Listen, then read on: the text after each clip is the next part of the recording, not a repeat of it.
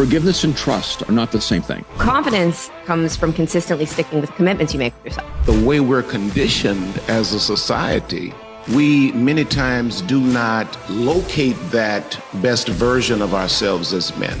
This concept is not new, that you are the sum of the people you hang out with. But I think people hear it and they're like, yeah. No, this is real. To do this work, you've got to go through the fire. Surrender is the most powerful thing that you can do. If anybody isn't working on their EQ, not IQ, EQ, emotional intelligence, you need to. Before you do anything, lead any sort of communication or initiate any sort of communication, you want to understand your motivation for it. I wouldn't be able to do what I do today if I didn't first learn at 16 years old why God put me on this earth. And then it took me until 36 to do it. When you have grit with connection, with community, that's where you become unstoppable. If you seek to forgive, you can find forgiveness, but it doesn't mean you have to forget. It doesn't mean you didn't learn a lesson. It doesn't mean you don't gain some wisdom from the experience of what not to do again or how not to expose yourself, etc. Yeah, here are the things I think are important. Forgiveness and trust are not the same thing. Okay. You're supposed to forgive immediately and trust slowly. Like when someone's betrayed you or someone has definitely wronged you, and you can forgive them immediately, but it doesn't mean you have to trust them. A lot of people have a hard time forgiving because they think the moment I forgive, I have to trust them. Yeah. Not only do you not have to trust them, you probably shouldn't if it was a deep betrayal. Second thing is forgiveness doesn't mean an invitation back into intimacy. Yes. And so a lot of times people won't forgive because they think with forgiveness is an invitation to the previous relationship. And it's not. Yeah. You can forgive and say, I forgive you. I don't trust you. That's going to have to be earned. Might take years. Yeah. I forgive you, but I don't invite you. All right. That previous level of friendship or relationship is no longer available to you. Yeah. It's not because I don't forgive you. It's because I do forgive you, but I'm moving on. Yeah. But then I think the third thing about forgiveness that we should all acknowledge is that forgiveness sucks. Yeah, that's true. Because it's easy to forgive someone that's genuinely sorry. Yeah. It's really hard to forgive someone who isn't sorry. And it's really, really hard to forgive someone who's so arrogant and so narcissistic, they don't even think they need forgiveness. And you're like, why should I forgive them? They don't even know. They're not worthy of my forgiveness. And you have to go, it's not that they're worthy of it. It's not that they deserve it. It's not that they've earned it. You just have to be free. Yeah. Because as long as you're bitter, you're in their story. Yeah. The only way to get back into your own story is through forgiveness. Brother, I love you and I love this conversation. I could talk to you for days and weeks and years. And fortunately, I get to hang out with you every now and again. But you mentioned mentorship. I want to wrap up the show with this because I think it's important. I know you got a lot of folks that are after you to work with you. And I know you have limited bandwidth because I know about the businesses that you're part of and the travel schedule. For the last events, you were coming literally across the world just to spend an hour with some folks. And I've always loved your heart for commitment to excellence and servitude or service of others. Talk to me a little about the arena, because I feel like that's going to be the best fit for a lot of folks that really would like to gain your wisdom and insight and, have some access to you, but, be in direct proportion with their commitment to personal and professional growth. So tell me, why'd you create the arena? Oh, well, I created the arena because I still care about people who are in the early stages of their development. Yeah, me too. And I felt like there was a tier kind of missing. Mosaic is like the free tier. Yep. Everything, that I can give to you that will help you in the early stages of your development and health and wholeness is for free. You just go online, go to Mosaic app. It's all free.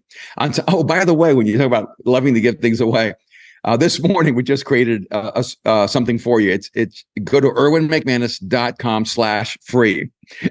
Make it easier for me, will you? Yeah. And we put our communicators toolkit there for people who really want to develop their communication skills. And so Mosaic was free. And then I have this one-on-one coaching that's, 6 figures, and it's very hard, obviously. Well, you don't have a lot.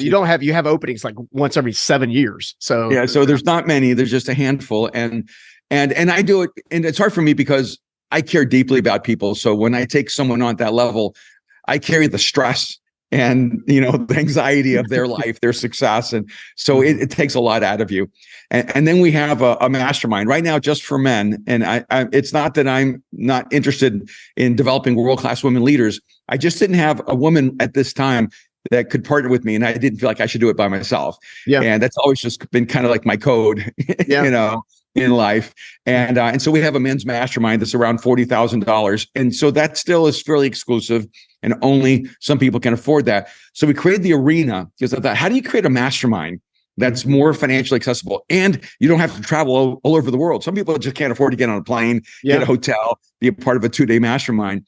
So we created the arena, and we made our focus communication, leadership, character, and then it's a triangle. And the big space in the middle is big ideas, because I want to have a place where we could just talk about every big idea in the world. Yeah. And so right now, so all the content I create, like the art of communication, the 7 frequencies of communication, all the material is in there for free. Everything we do in our live arena conference, all the talks are in there for free. So everything I will ever create is going to be in the arena for free, because I hate to sell. So that way the membership just solves the problem. Just free value for the rest of your life. Enjoy.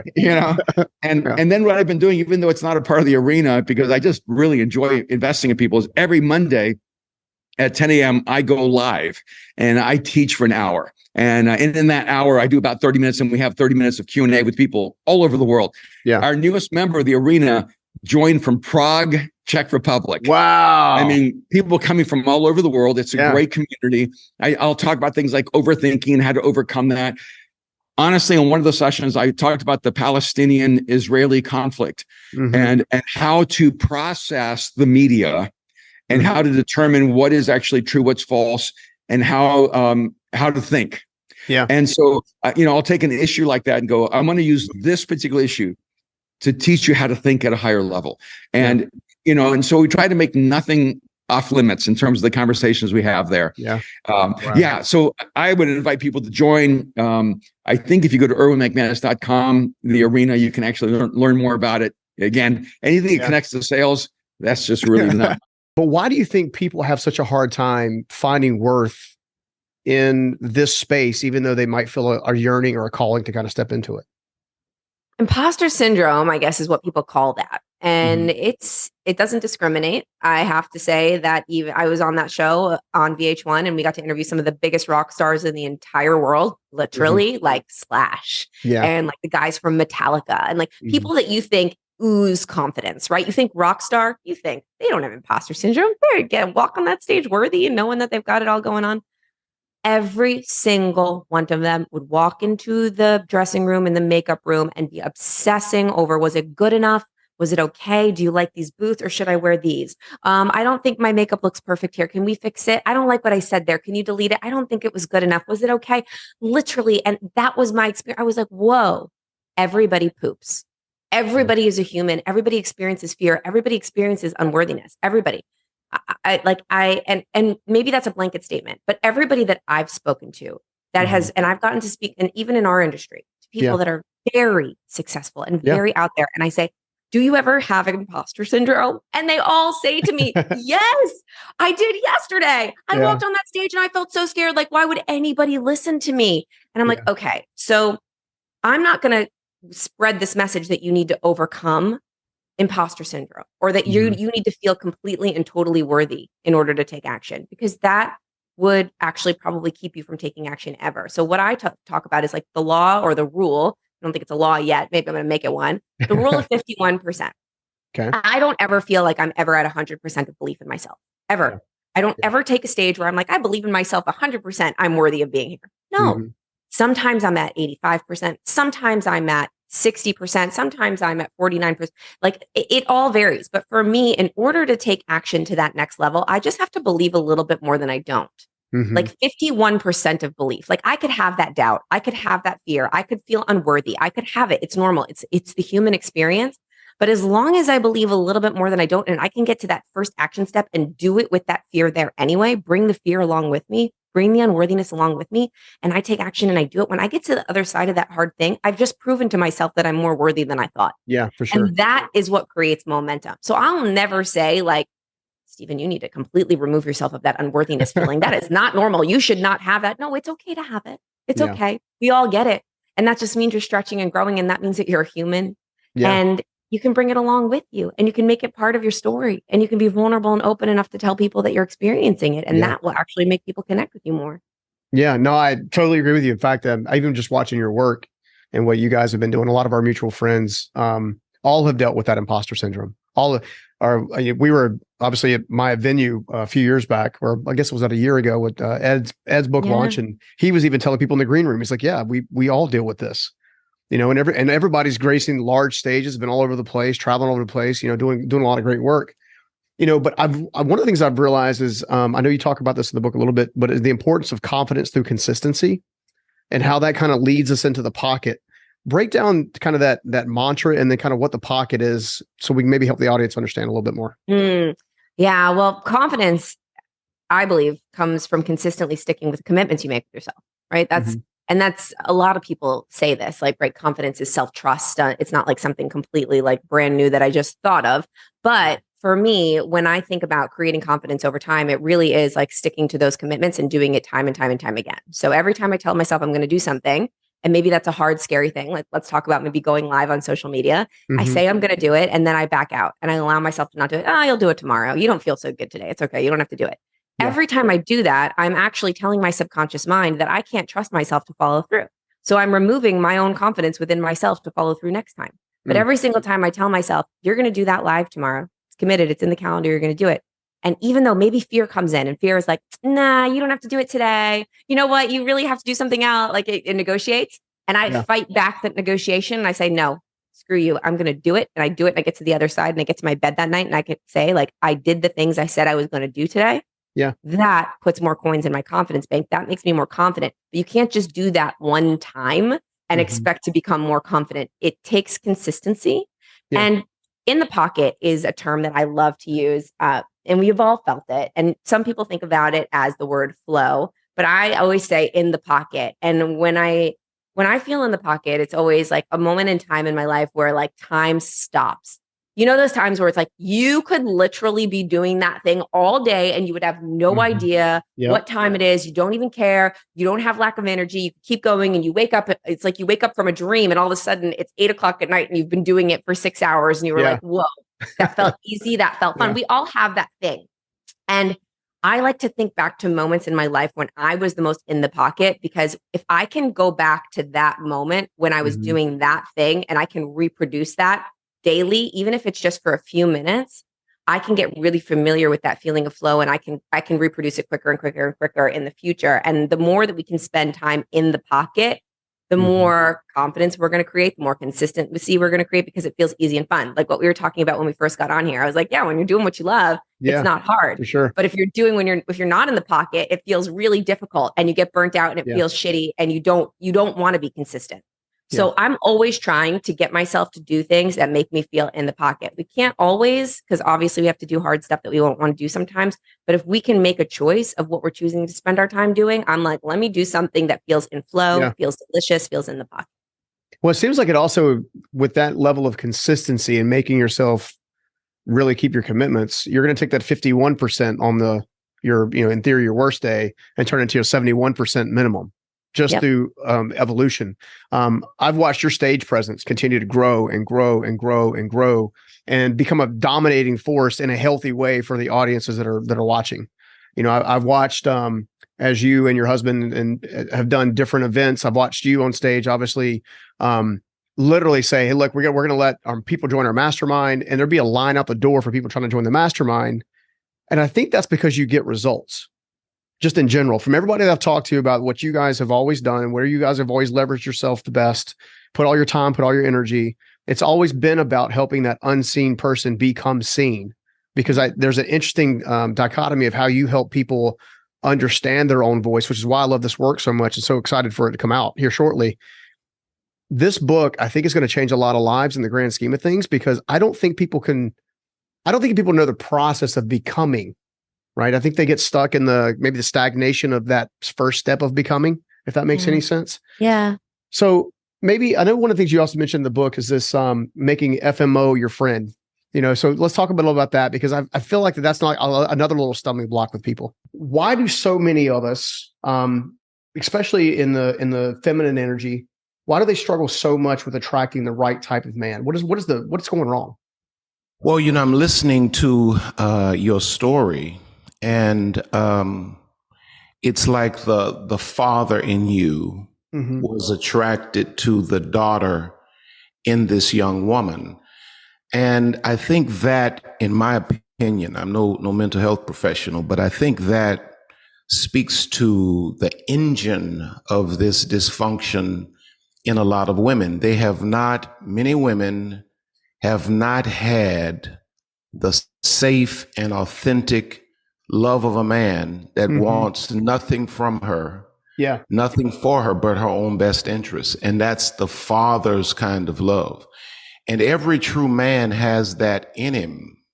But the way we're conditioned as a society, we many times do not locate that best version of ourselves as men. And a broken man can only serve to break generations of women. And so when we see women who do not know how to really choose a healthy man, it's because most of them have not had that paternal example at home, which is where it starts. Yeah, no, I think that's really important. In fact, I was thinking back. I won't share my daughter's story without her permission, but I know that I was very intentional when I was trying to kind of step into a father-like role with her, as to not even go as far as even hugging her until there was enough trust where she came to hug me. Correct. You know what I'm saying? And it's almost like with the males, she's dating a great young man now, which is fantastic.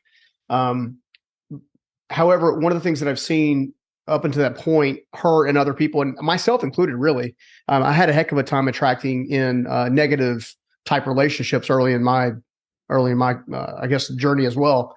But one of the things that I noticed was that she would attract in people that she thought could fulfill a need rather than being a whole person on the inside. Correct. Talk to me a little bit about that, because that seems to be a common trend I bump into all the time.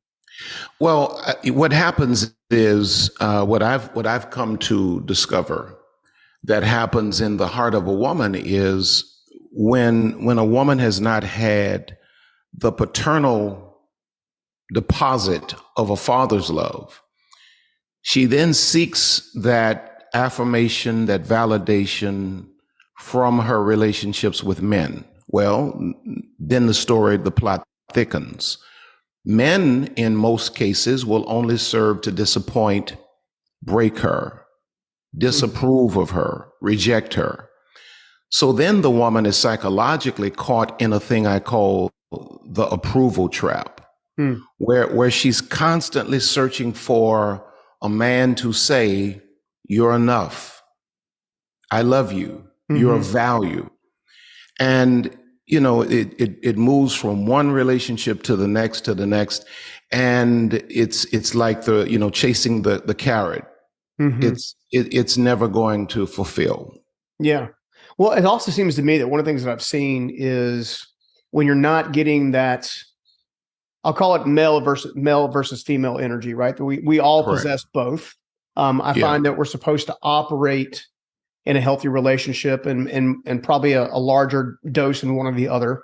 Correct. One of the things that I've seen specifically, and this is just across the board, is there's been confusion about what a healthy dose of male energy versus female energy and who's supposed to operate in that role or that responsibility. It's more confusing now than I think it's ever been. And Absolutely. I say that to say that I've seen young ladies who aren't getting their needs or their needs met, so to speak. They actually will step into more of a masculine position, which then tends to repel the kind of man they're trying to attract. Correct. And it becomes almost an angry kind of energy that these young ladies display.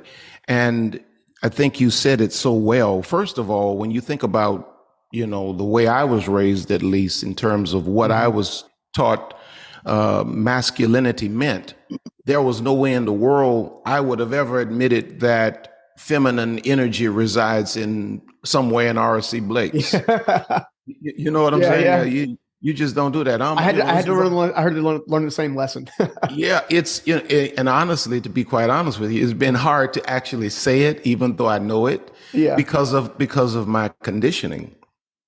And so, as we evolve and as we grow, we begin to understand, that synchronization between a man and a woman. I was just thinking about my relationship with my wife, and I watch intentionally now. I watch intentionally how my wife takes care of a lot of business for me, or for us, should I say. She handles most of the business.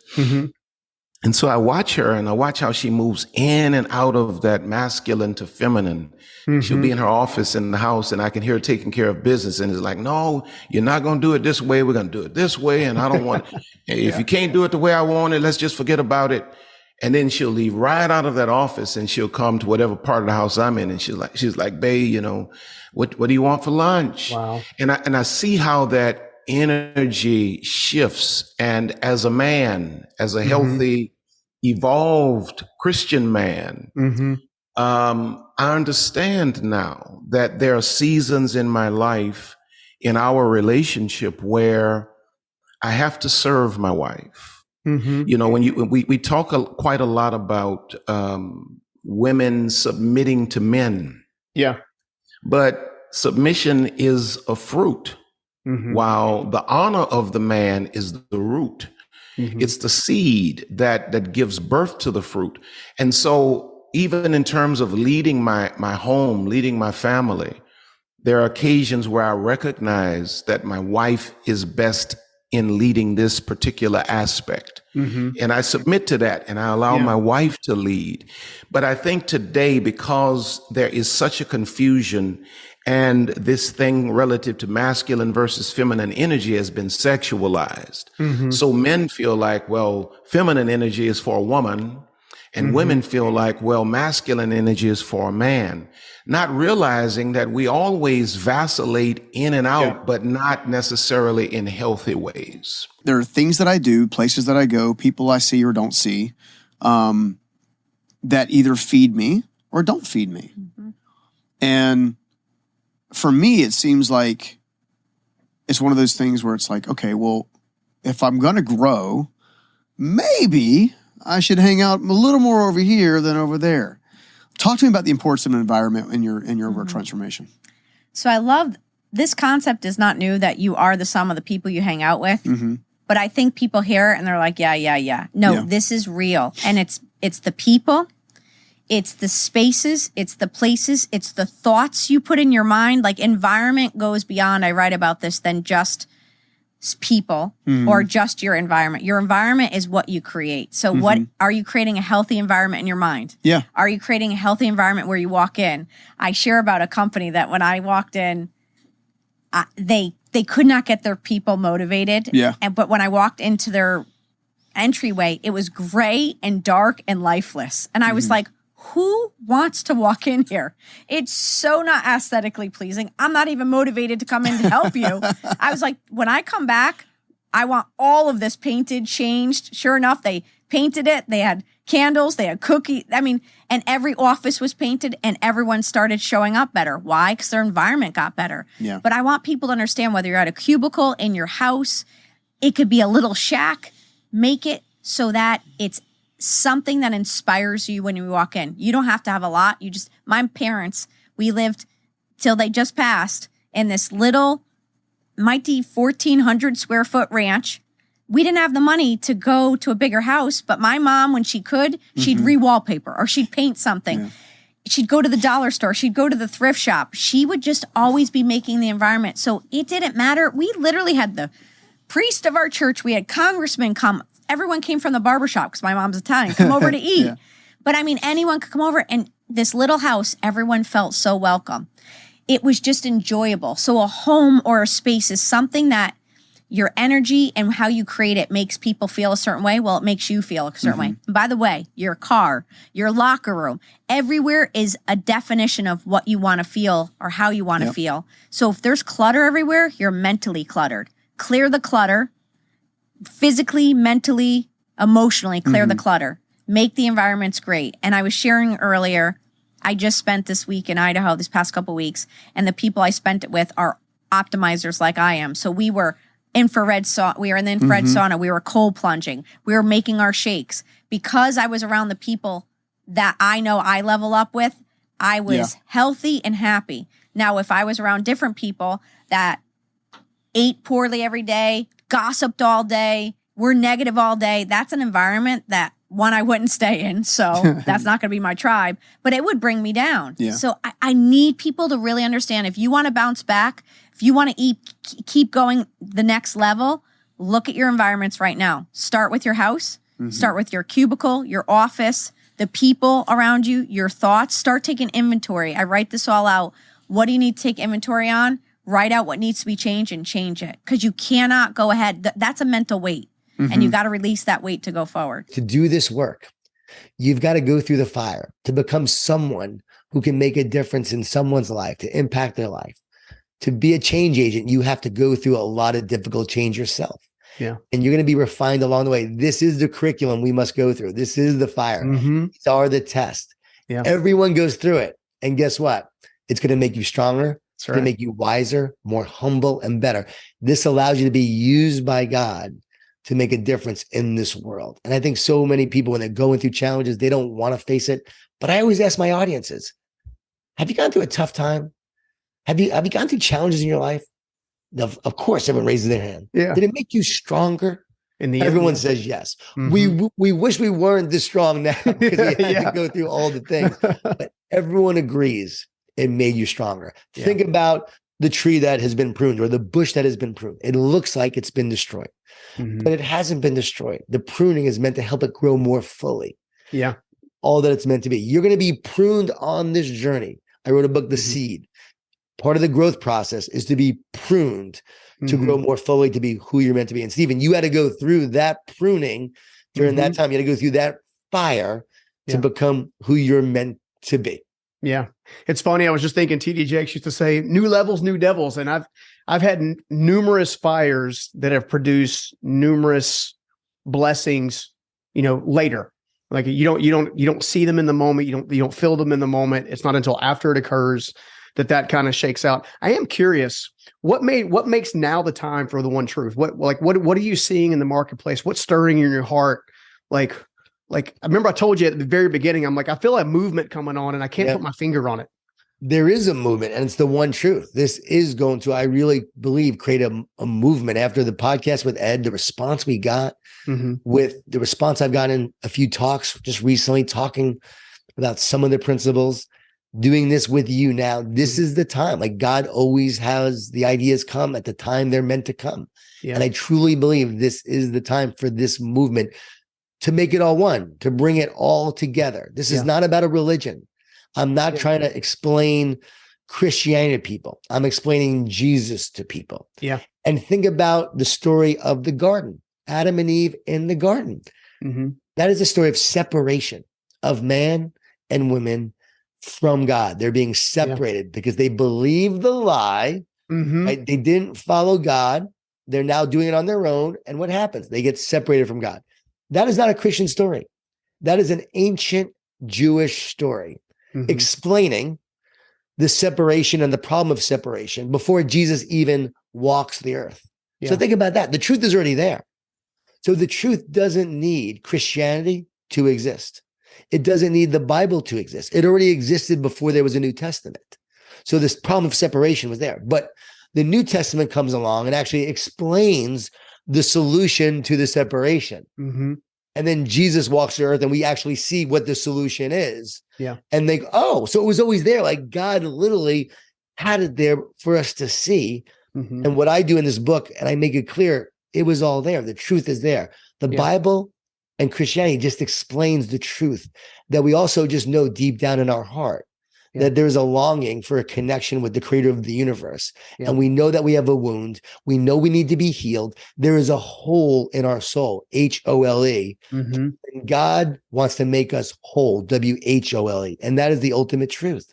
And so once you understand that, I truly believe this is the time for healing, because so many people have trauma. So many people have wounds of the past. They're allowing their past to define them And God is saying, no, now is the time that you're going to realize it's meant to refine you, not to define you. I am meant to heal you. I am meant to help you grow. I am here to love you and for you to receive this love. And I know that this is the time. And I truly feel like I am put on earth. And I was put on earth to teach positivity, to teach optimism, to teach what I taught, which was very innovative at the time, of positive energy and the research on gratitude and positive psychology. Many of my ideas have helped countless companies and organizations and sports teams and athletes and kids, you name it. I really believe, though, this was the message I was meant to have right now. Yeah.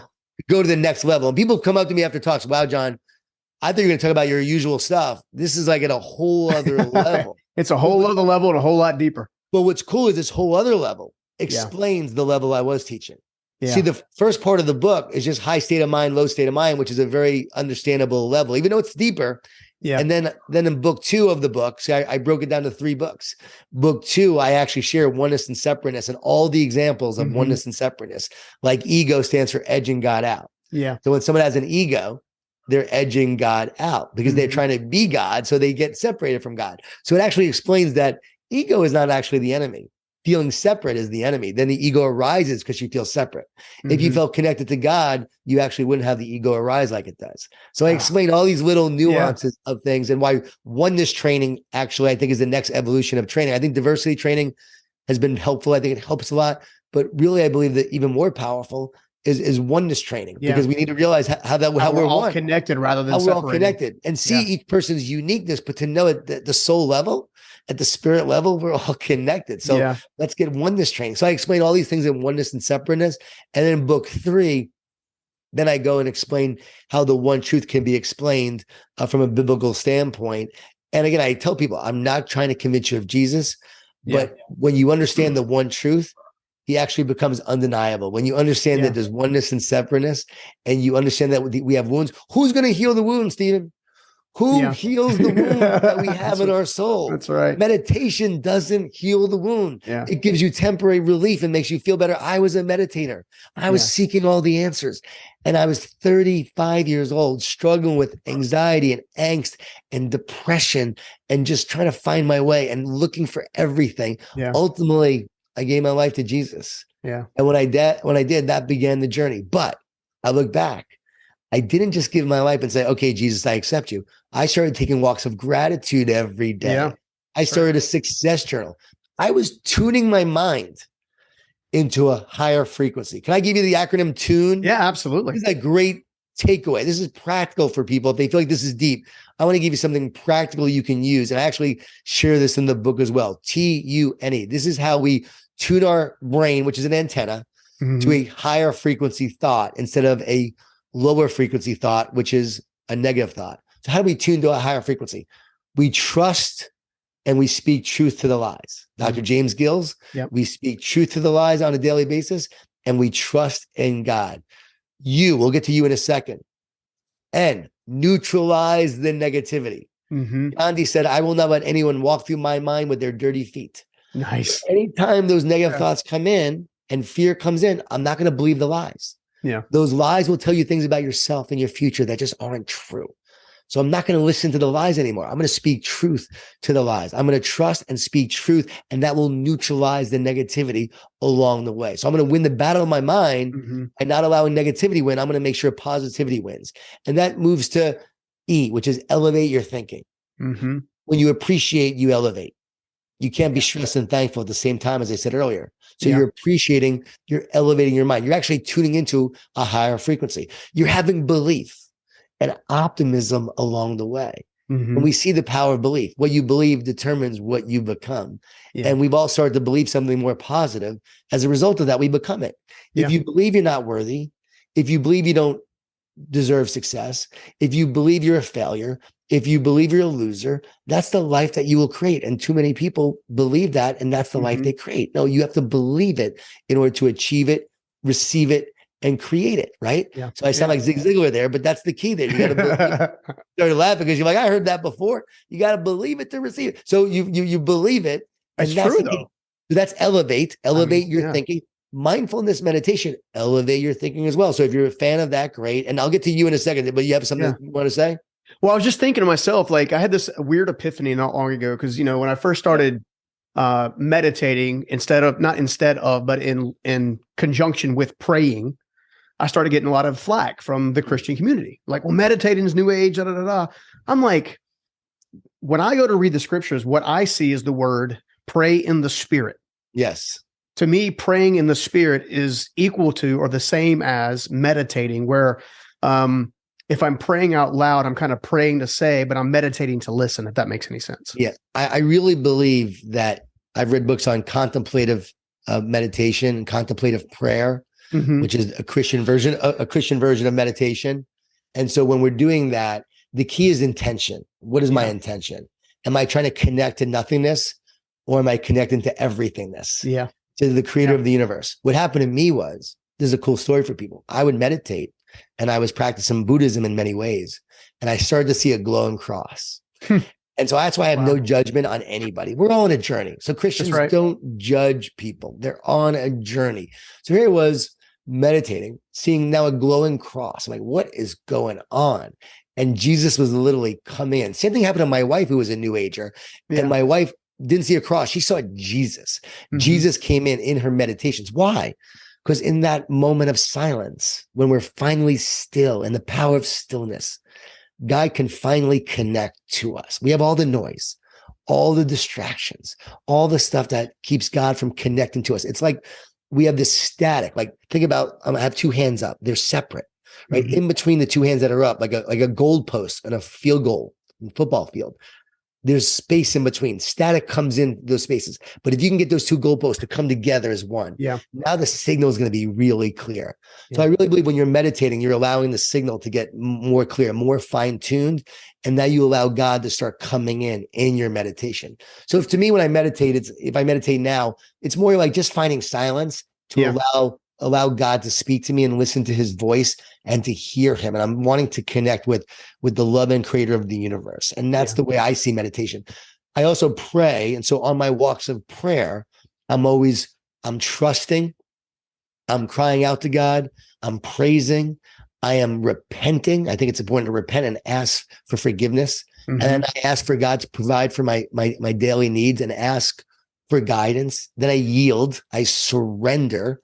And then in that surrender, I then expect God's going to deliver on his promises. I expect that he has a plan for my life. I know that I can trust him.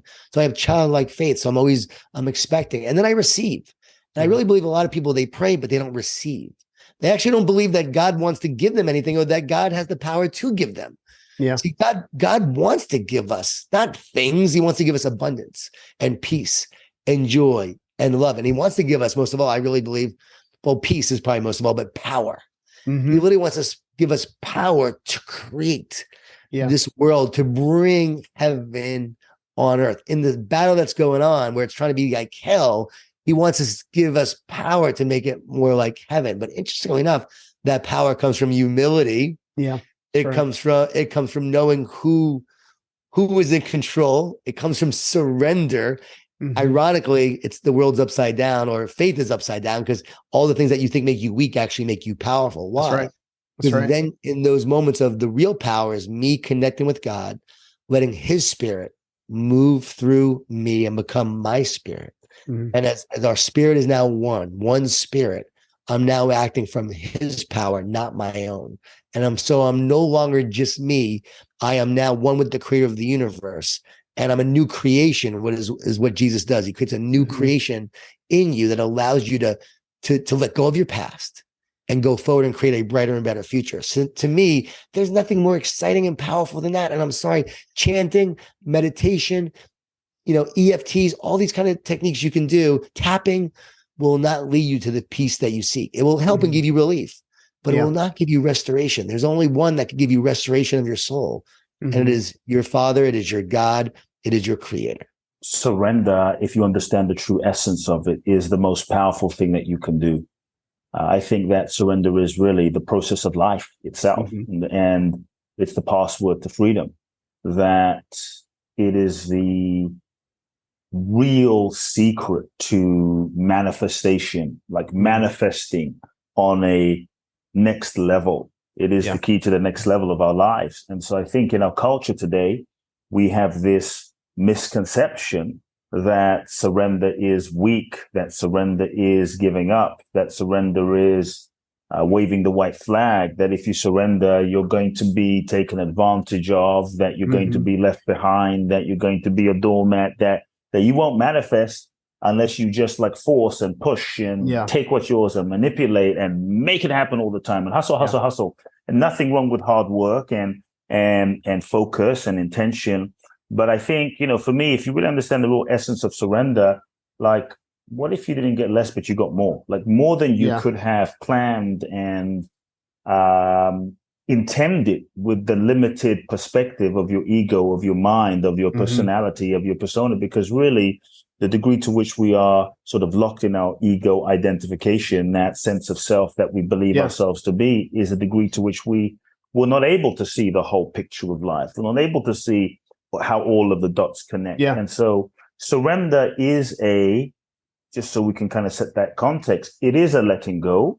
So we say it's a letting go of what is no longer working in your life. It's a letting go of who is no longer a vibrational match. It's a letting go of control, or I should say the illusion that we are in control, because so many of us, we try to control things that we're not even in control of. And that's what creates suffering and anxiety, to control things that you don't have control over. And we're kind of needing to control life to be a certain way for us to be happy. And when things line up a certain way, then I'm going to be happy and feel free. But the truth is, how often does all of this out here in the external environment line up in exactly the way we need it to in order to be happy? And even when it does, it doesn't last, because the nature of life is transitory. The nature of life is impermanent. So things change. And so the more we need things to fit our certain idea, the more we suffer, the more anxious we feel. So letting go of control, or the illusion of control being that master addiction, letting go of trying to force and manipulate life to like be something that it really isn't, or for another person to be what we want them to be, because we think it's better for them, but they're not that. And so that's when we suffer. So it's giving up this idea of who we think we should be and how we think life should be, so that we can be truly open to what is, and be truly open to what is seeking to happen. And I think that's where the real freedom is. And so surrender is you're kind of taking the limitations off of life and being available and open and receptive. And, it doesn't mean you sit there and do nothing. It doesn't mean you're simply passive and just let me sit on the couch and eat Doritos and watch Netflix all day. It might mean manifesting as being still, not necessarily sitting still. It might mean you're like, you know what? I want to lose weight, and I'm going to have to surrender to the fact that I'm going to have to wake myself up and go to the gym and move through my resistance. And I'm going to surrender to the deeper commitment rather than just the fleeting mood that I have in the moment. See, to me, the old paradigm of living, the old paradigm of success, the old paradigm that many self-help books talk about, I think is a certain stage of evolution. And all I mean by that is that old paradigm is really based on the ego based model of living, creating, and manifesting life. What do you want? Get clear on what you want. Know what you want. You got to know what you want, and then go make it happen, which you can manifest that way. You can manifest amazing things that way, but often it can be limited, because sometimes you get what you thought you wanted, the I that is making things happen, but you get what you thought you wanted, only to realize that what you thought you wanted was not what you really wanted. It was just what you thought you wanted based on who you thought you were. But if you're not in touch with who you are, then what you think you want will sometimes be like a projection of your wound, of your ego, of your unmet needs from childhood. And it's never truly fulfilling that way. And you end up just chasing and chasing and chasing and chasing. And it never ends. And it creates more stress. And so we have to let go of that. And so you could say I think the new way where we are being, I think humanity as a whole, like if you look at the last 3 years as a humanity, however people perceive it and whatever you think about it, this pandemic experience, we all went through it, we all lived through it, and here we are. I feel it's like we were all thrown into a surrender seminar as a human species. And I think as a humanity, we are being evolved. We are being forced to evolve into a new way of living and operating that is moving from an egocentric, ego-based way of living, control, to one that is more in harmony with life, one that is more in harmony with nature, one that is kind of helping us evolve to connect more with our soul, with our spirit, with our true essence. And to me, the question moves from what do I want to what is it that life is seeking to express through me? What is it that the universe is seeking? What is it that God, the divine, the infinite, whatever people may believe, what is the deepest impulse of what my soul is seeking to express? And kind of like catching that vision, being receptive to that vision, being obedient, being responsive, living in alignment with that deepest, most authentic truth, which may not always be what you think it is, but it will be what it's meant to be, truly in your highest. And I think that's what it is to be in flow with your destiny, to be in flow with your purpose, to be in flow with your dharma, to be in sync with yourself and your soul. And I think that's where the peace is, because you can be doing what you think you should be doing and still not be happy, which is why many folks are not happy. They have everything. That was my life for 10 years. 10 years. I mean, I was telling somebody recently, I've done a lot of very incredible things. I've been very blessed. I've also been through a lot of garbage to kind of get here.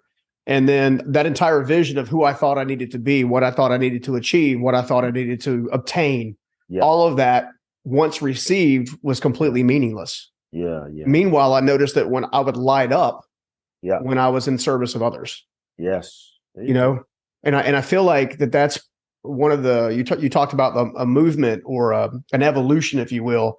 I think that's where we're moving from. I think we're moving from this manipulative, self-serving environment into a much higher vibration that's connected to more of the, hey, to your point, what can be expressed through me that can be in the service of others. And then the more we're in the service of others, it appears that the more open doors and the more we're in flow. Coming together in community, I think is powerful. And it is the thing that has not just helped me succeed in business, it has kept me sober. And having that accountability, whether it's through your health or your sobriety or your business, is everything. And, you know, it's one thing to connect online. It's great. And I've made incredible connections online and it's amazing. But it's totally different when you get in the room and you get to meet people and you really get to experience their energy. And like you said, you get to know, like, and trust them. And I tell you that the real deals are made in the ballrooms, in the back of the room, for sure. When you're networking, in the bathroom at a conference, when you're with these like-minded people, that's where the magic happens. And people ask me all the time. I think this is probably one of the questions I get the most is, Amberly, how are you getting all of these opportunities? You're all over the place. You're on that stage. You're on this stage. You're on this podcast. You're on this podcast. And I'm like, I get in the room. And I'm not talking about just when I go speak at an event. If I have a friend or if I see an event where I'm like, oh, I've always wanted to meet that speaker or I want to be in that environment, I go buy a ticket. Yeah. Me too.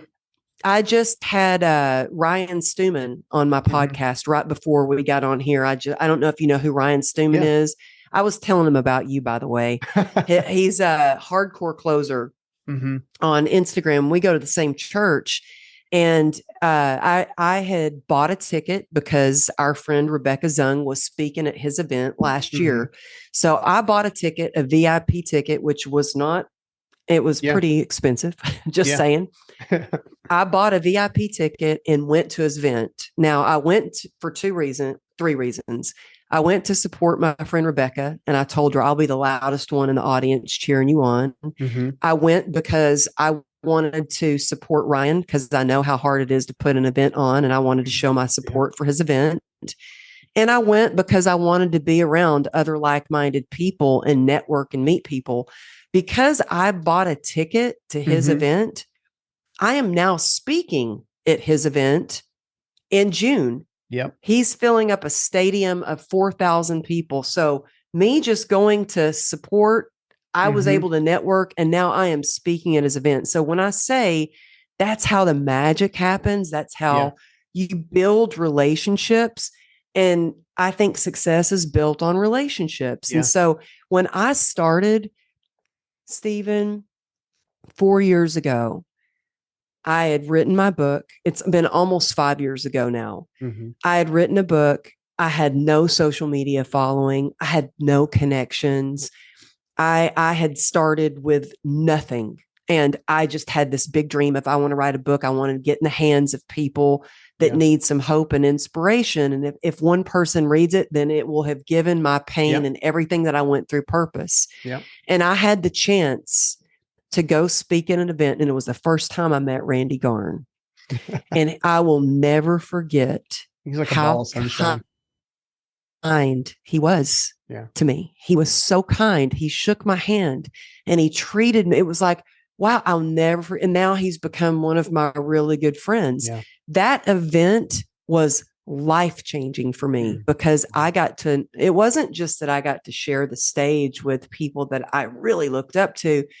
I met some people at that event that have become lifelong friends. In fact, Nicole Kramer, who I met in the audience, she knew I was speaking. Like I said, no one knew who I was. Yeah. She's like, do you want me to take some video of you? Everybody else, by the way, all, Jay Shetty, Lewis Howes, Brenda Burchard, they all had their camera crew and their whole team. And then it was me. And this nice lady in the audience was like, do you want me to take some video with your iPhone? And I was like, oh, thank you so much. Yes. We became friends at that event. She just came and spoke as a guest speaker in my mastermind last week. So when I say that's how friendships form, that's how you get to meet like-minded people. I'm telling you that energy is everything and everything is energy. And I think people need to increase their energy, their frequency, and we need that community and that connection more than ever right now. And there's one more thing that I learned through my journey is about grit. And I used to be all about the work hard and the hustle. And I was that grit girl. Yeah. And I realized that grit without connection is resistance. It's burnout. It's depression. It's hitting the wall or hitting rock bottom. It's trying to claw your way to reach success. Whereas when you have grit with connection, with community, that's resilience. That's where you become unstoppable. What she said, what this emotional coach was, it's EQ. If anybody isn't working on their EQ, not IQ, EQ, emotional intelligence, you need to. And it's just about how you process those triggers and deal with life. Yeah. We all need to have that. Yeah. So what she said to me, and I was going through it. I had my ex-wife and my ex-girlfriend getting together and really taking a shot at me. They came after my daughter. They came after my sobriety. And one thing that the unstoppable, doubt me. That'll be fun. Because if you give me an enemy, a real enemy, they're done. Don't stand on the tracks when the train's coming through. So what I do is I'll perceive an enemy. Like, you remember, what's that? The Water Boy? Where he says, he does these things in his head where somebody's going after his mama. So I got to do something like that. I go, they're coming after me. They're coming after me. So, almost killed Colonel Sanders. Where I was getting at was, she said, assume positive intent. I said, how in the F am I supposed to assume positive intent when these two ladies are gunning for me?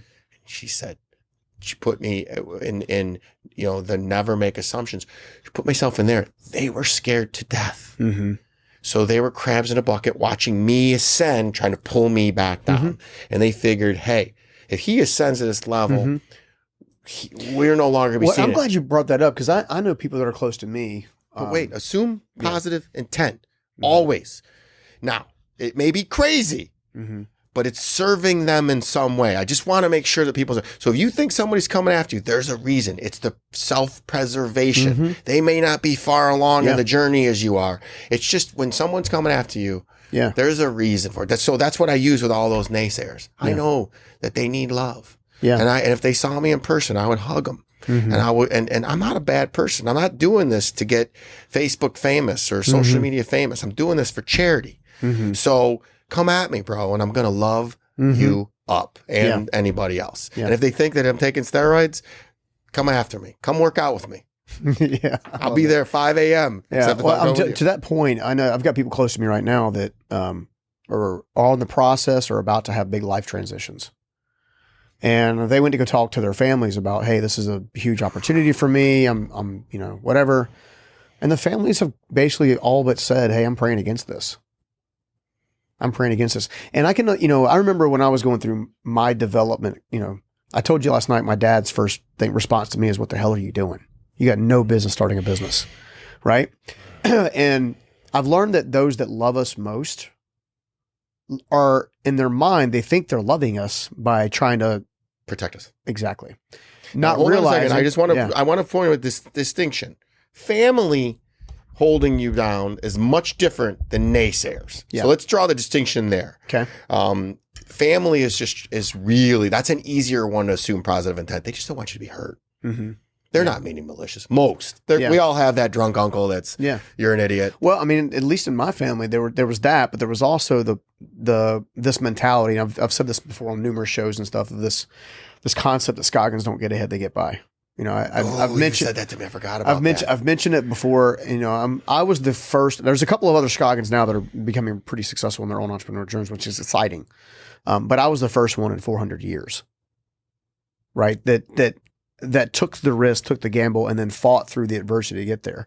But I did that by watching the other Scoggins, if you will, ahead of me try and fail for various decisions, right? Alcohol was one of them, right? And the reason I say that is because you've got the situation where I believe when the family is trying to, in theory, impede your progress, they're trying to either protect you or they're scared you're going to outpace them. And both can be true at the same time. Absolutely. Right? The trick is being able to trust yourself and love yourself enough to make a wise decision for yourself. Because you and I both know that to build multi-million dollar, we're talking high multi-million dollar businesses, you have to basically say yes 9 times out of 10 when everybody else is saying no. For various, this could happen. Well, what if this happens? What if this happens? What if this happens? What if it freaking works? And I get to bless everybody with $1 million paydays. Well, I'm going to throw you something. You know where that came from? Where the trust in yourself came from? Was going through those tough times as a child. Yeah, I know. I survived 100% of it. My stepdad tried to drown me. I survived. I somehow, he was drowning me in a tub, and I somehow reached down when I was passing out and grabbed the freaking the sink drain and undid it. That's what saved my life. My sister walked in and punched my mom in the face and pulled my lifeless body out. I've been run over. I've been shot at, and things keep happening. But I know I'm going to survive every single thing. So that's where things were happening for you. It made you tougher. Maybe some of these people haven't been put in these ridiculous, tough situations to trust themselves, because that's the biggest thing. Yeah, I know that I'm going to come out smelling like a rose every time, or I'm going to learn and I'm going to pivot really fast. And I would bet the same is true for you. I have unbelievable trust in myself. I mean, I got another question for you. Oh, okay. All right. You got a question for me. Let's go. Another one. Sorry. Right. No, I was a small kid all the way through. I didn't blow up. I was normal till I was 15. Then I stopped growing for some reason. I don't know what happened. So I was called Smurf. Remember the Smurfs? Yeah. So I was called Smurf, and I would beat up anybody that would call me that. And that made they always called me Mighty Mouse. But so same thing. Okay, Mighty Mouse. That was my question. So, Mighty Mouse. Didn't that make you tougher? It did. It's funny. This is one of those things that I learned. It served me for a while, and then doesn't serve me anymore. So I let go of it. Is the situation of having to prove that I could outperform anyone in front of me, or because I was small, because I'm 5'5", like I'm not super huge. All of that were, people that were, in theory, they were 6'1" and all this kind of stuff. But then I stumbled across a scripture in the Bible, and I talked about a little bit about the Bible last night. One of the things I stumbled across is it's 1 Samuel 16:17, I think it is. It's either 16:17 or 16:14. And it says, it was talking about King David. So King David was obviously the 8th child of Jesse, and he was the forgotten son. So Nathan, who's the prophet, comes over, and he's supposed to anoint the new king of Israel after Saul. And he goes through all of his sons. He goes through all these different sons, right? He finally he goes, You're missing a son. Where's the other son? Oh, you mean David, the shepherd boy. Well, he's out shepherding the sheep. Bring me David. And of course, he comes in. David's covered in manure and dust and dirt and got a stick and a staff and whatever. And he looks over at his Jesse and he says, he's the one. And Jesse's like, what do you mean he's the one? He's the one the Lord wants to anoint.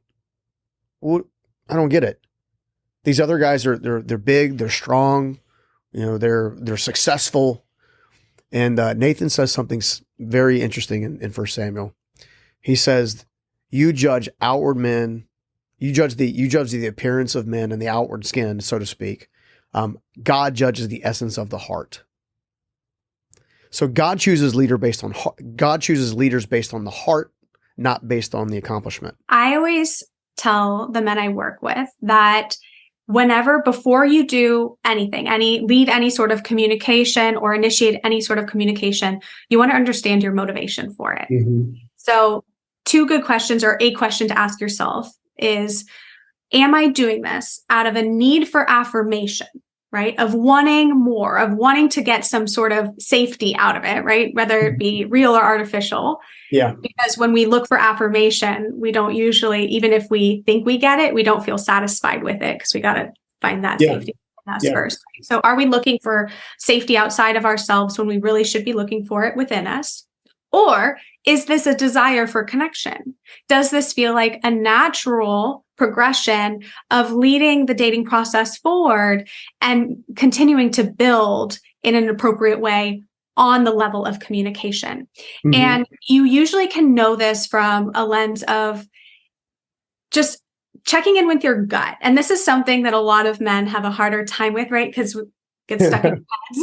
That's the masculine. Unless you're naturally intuitive or empathetic. Okay, I'm not quite sure if I am feeling like this is affirmation or connection. It kind of feels like both. So, right. And that's how you get stuck in your head and start overthinking.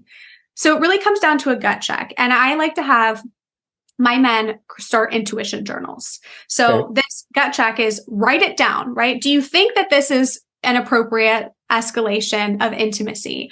Does it feel like it's what you really want to do? Write it down, make whatever decision you want to make from there. And then you can start to look back and go, okay, was that intuition or was that just anxiety? Was that a sense of urgency, right? This was something my coach taught me a long, long time ago, and I'm so grateful for it. I love intuition journals. You can also do this from the lens of masculine, which is like my take on the intuition journal, which is a decisiveness journal. So you can look at, okay, here's a decision I want to make. The first instinct of what decision feels good to me in this moment, write it down, take the decision or lead with the decision that you decide, to be able to look back and go, okay, was that first decision that I wanted to make, was that accurate or not? And if it was, but you went back on it, or you were second guessing, well, you need to build more trust within yourself. Yeah. If it's not accurate, then you need to tap more into your intuition. And that's actually honoring your feminine energy. That's healing feminine, to be able to go into your intuition, into your body. So anyways, I digress back. When you are leading the dating process and you feel like you want to continue to escalate communication and conversation forward, if you're feeling a lot of intensity in the beginning, right? Where it's like you guys want to talk to each other all the time, you're trying to see each other as much as possible, you want to do a little gut check here. Because as I brought up around attachment theory, if 2 people have insecure attachment styles, whether it be anxious, avoidant, fearful, avoidant, also called anxious avoidant, it's important to pace the dating process in order to stay regulated on both sides. Yeah. Otherwise, what can happen is one person can start to overinvest and come on really strong and start kind of obsessing about the relationship, getting really invested too soon. And the other person will feel that and want to pull away because it doesn't feel like there's been enough time for that person to get to know them, and or there might be an underlying fear of intimacy, right? Where it feels really triggering to have someone want to get that close. And usually when there is an insecure attachment style, whether it be a fear of abandonment, intimacy, or rejection, there's also usually a level of inherent worth that's lacking. Now, I'm not saying confidence in your career, confidence in your appearance, confidence in your athletic abilities. Those are all external pieces of confidence. I'm talking about your worthiness as a human being, regardless of all those external things. So our mind immediately goes to, oh, if it was that easy to get that person, if they're leaning in this much, what's wrong with them? Interesting. Right? Yeah. What's wrong with them? Because why would they just choose me without me having to actually achieve this? Yeah. Because in our minds, we feel like we need to be achieved and we also need to be achieving. Yeah. So a lot of nuances and intricacies to your question, but that gut check is really, really important in asking yourself, is this a need for affirmation? Am I coming to try to make sure that person's still there, that they're not going anywhere, that connection is still there? Am I avoiding some feeling that's uncomfortable within myself and hoping that having a deeper connection with them is going to solve that? Or am I in a really secure, stable, amazing place and want to share this with this other? I wouldn't be able to do what I do today if I didn't first learn at 16 years old why God put me on this earth. And then it took me until 36 to do it. I wouldn't be who I am today. I wouldn't be able to create the impact. Every moment is adding value. What I want our audience to listen to today is, hang on, what is it that I'm going through? How does it feel? When was the first time I felt that way? Is it grounded in any truth? Is it actually grounded in facts? And then what's the value? So if I was going to learn something out of this, how is this teaching me something and what can I do with it? Because then it shifts how you feel. It doesn't feel so personal anymore. It almost feels like, oh, hang on, there's a higher plan. And that plan is for me to experience this. So I evolve. I break the cycle of the cheating girlfriend or of the job or of the whatever. And now I can shift. Now, what do I do with this newfound information? And there's the value. And so it creates separation between you and the energy. Because if you're stuck in the energy, you're going to keep feeling it, keep focusing on it, keep making the same decisions. But the minute you ask a better question, you create space between you and that energy. And in that space, you create coherence, meaning a reduction in stress. Left and right brain starts to communicate, starts firing neurologically. You access different parts of the brain, and a more confident version of you steps forward. The part of you that's always been there, but you've just always been running a different program. The one that says, pull your shoulders forward, hunch down, take up a little space because you're not good enough. Yeah, man, that's so good. I've always believed that that you are either programming yourself or you're being programmed.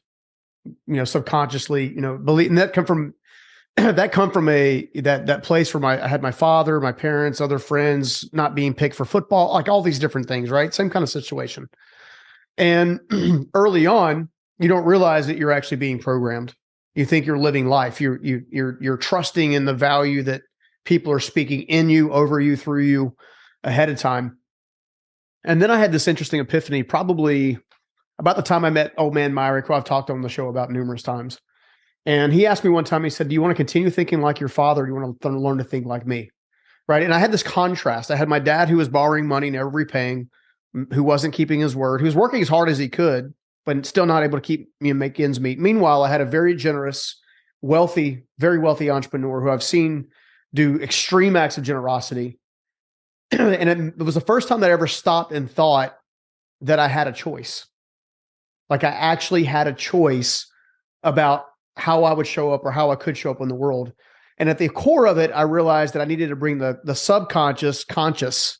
So rather than living out of automation, I started living out of direction.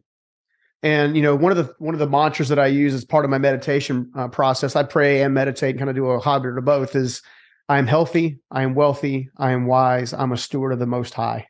I am healthy, I am wealthy, I am wise, I'm a steward of the Most High. Because it's cool to be healthy and wealthy and wise, but only if it's the act of service. And by being a steward of the Most High, it flips the act of service. The reason I share that quick story is because in creating that expanse where your energy, when your soul's resonance can raise, you're also doing it from a place of love and acceptance. So accepting yourself for who you are, But more importantly, like I mentioned during Amberly's event, is tying your emotional intensity to your aspirational identity, your future you. Talk to me a little bit about the importance of where you focus your attention and your energy, and how that helps us transition quicker to a higher level of vibrational resonance. Man, I love your questions because they are layering from one thing to the next to the next. So let's touch on something you just said before we answer that question.